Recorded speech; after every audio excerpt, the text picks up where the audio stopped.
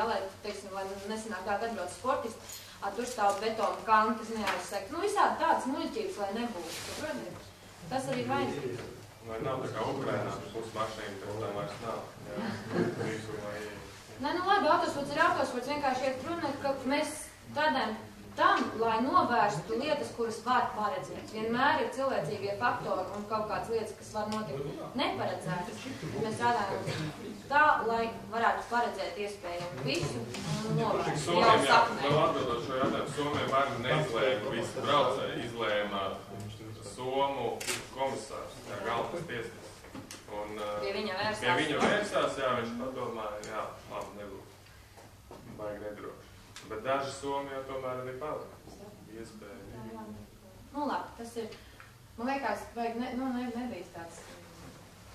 Man jautājums par trases konfigurācijām. Kā tad šogad īsti būs, jo pagājušajā gadā nebija nekādas saprašanas par to, jo nebija noteikts. Kā teiksim, tagad arī būs tā, ka trases konfigurācija varēs mainīties pēdējā brīdī? Jā. Vienalga, visus treniņus tu nobrauc, Jā.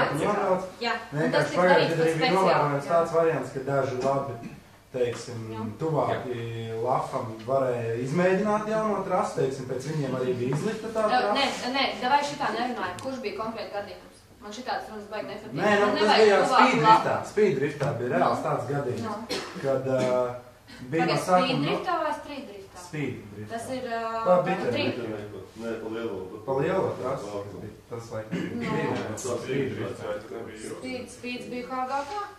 Nu jā, un teiksim... Nē, pagaid, kurš tas bija gadījums? Es varu pateikt, ka bija vienkārši tā, ka arī, teiksim, mēs tur visi atbraucam, daudz citi arī atbrauc no tālākām pilsētām, un tā treniņu laiks bija tā kā noteikts, un visi izbrauc, tā kā gāja pēdējais aplis, teiksim, mēs sakravājāmies, kaut gan mums pat riepas palika pāri degvielu, aizbraucam, nākamajā dienā es atbraucu sacensībām un vienkārši paziņoju tādu faktu priekšā, ka jā, jaunā trases konfigurācija jau izbrauca vakar, vēl vakarā izrādās bija treniņi. Tas ir es apsveros, tas dēļ tā ieskrējiena, tas nebija trīnieki, vai tas bija tā ieskrējiena biķerniem. Jā, bet tas nebija patīkams moments. Es tev pastāstīšu, kā tur bija. Tas bija biķerniem. Situācija bija sakojoša. Mums atnāca... Raimonds? Nē, tas nebija Raimonds. Tas bija Raimonds kopā ar Somu. Vienmēr sakot, pēc ieteikuma mums beidzās tas treniņš. Un Soms kopā ar Raimondu. Es tur nebiju klāt, bet es tur kaut kur ganījos, bet es nebiju tieši šajā sarunā. Tāpēc es, teiksim, varu atstāstīt kopējo vienkārši to.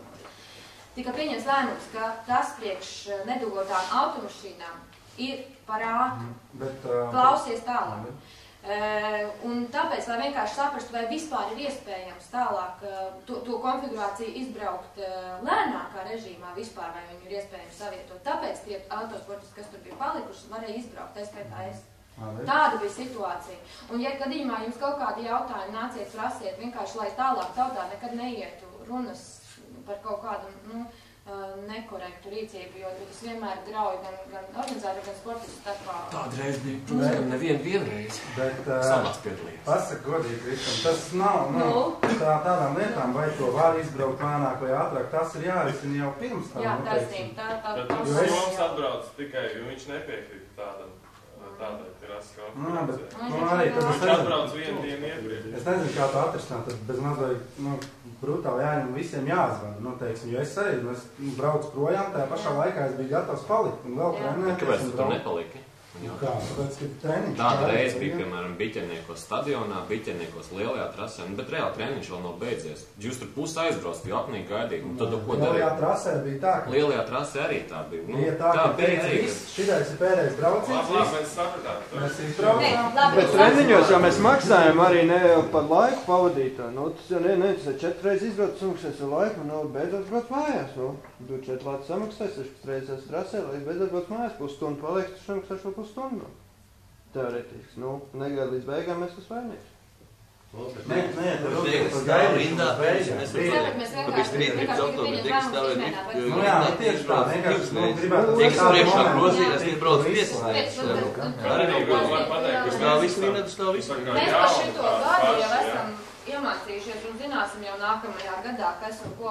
Un dēļ šitā te, ka mums tagad dalīsies trases, līdz ar to mums arī atkritīs ļoti liela daļa šādu neskaidru jautājumu. Bet trases konfigurācija varēs mainīties un tiks mainīta sacensību dienā. Varat kaut uz trasu trenēties, jā, katru dienu. Paša lekcija. Ja kurā darbu.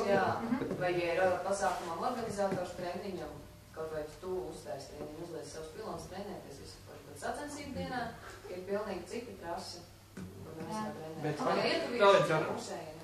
Kas, jā, sacensību laikā parasti tā mēs ejam to trasu, un tad viens pasaka, oi, šitien taču nevar aizvilkt ar purnu vai pakaļ, šits pilons darīt garām. Nu labi, pārceļam uz šeit. Kas viņu parasti, tā kā, kas to nosaka galvenais tiesnesis, vai viņš būs vai sportists paši? Galvenais tiesnesis pilda funkcijas par nolikumu atbilstībām un situāciju trasē. Par piloniem un to, kā tiek izbraukta trasē, mums driftā ir vērtētāji tiesneši. Līdz šim bija tā, ka citreiz mēs tur kaut ko izliekam, citreiz ko organizators pasaka, tā. Bet tagad, ja mēs zinām, ka mēs izliekam trasē pilonus sacensību dienā, tad tas arī izslēdz kaut kādas variācijas par tēmu. Iepriekšējā dienā treniņā bija tā, teica, ka būs tā. Mēs vairs tagad neteiksim, ka būs tā. Vienkārši sacensību dienā. Mēs esam pieredzējuši un no kļūdām mēs esam mācījušies, un es domāju, ka tādas lietas nevarētu būt, bet, ja ir kāds pretensijas, vajag uzreiz, to visu nezinu. Tā, tur jautājumi. Cik daudz alkohola ir atļauts dzert dalībniekiem? Nekādu, vispār 0, un starp citu par... Nē, jūs mums tur tā neuzjautrojaties. No nākamā gada īpaši... Dopinga testi būs, un arī būs ar... Alkometri, jā. Principā pro klasei arī, respektīvi, boksos nedrīkstēs atrasties. Tiklīdz kā, ja redzēs, ka pie kādas komandas vai pie kādas automašīnas zināma piedarība būs konkrētajiem sportistam, sportists par to cietīs. Tā kā lūdzu ņemiet vērā. Nevieni mehāniķi nedzers. Vieglā zāle arī skaitās dopings. Tad viss kādu izslēgt ārā, tu paņem visu pudelēs, jā, bet tā, ja pie mašīnas noliek. Tad jau 30 mazāk skatīs. Nu jā, mazāk. Tad ir jāvēlēs. Nav tā, ko tur ieraudzīt pudeli cauri, tas ir tur toši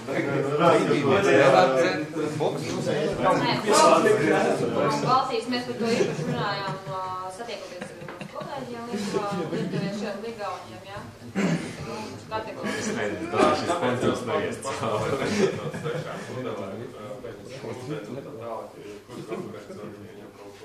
Liekas, Vai tagad jau zināms, cik daudz promilu varas būt asinīs vai kaut kas tāds? Nu, piemēram, ja kāds iepriekšējā dienā dzeras vai kaut kā. Ir viena lieta, mums nebūs nekādas braukājošās laboratorijas līdz uz sacensībām, kas mums veiks testu. Ja būs aizdomas, būs tests, būs alkometra tests, ja kas tad diskvalifikā. Tas būs maksas vai bez maksas?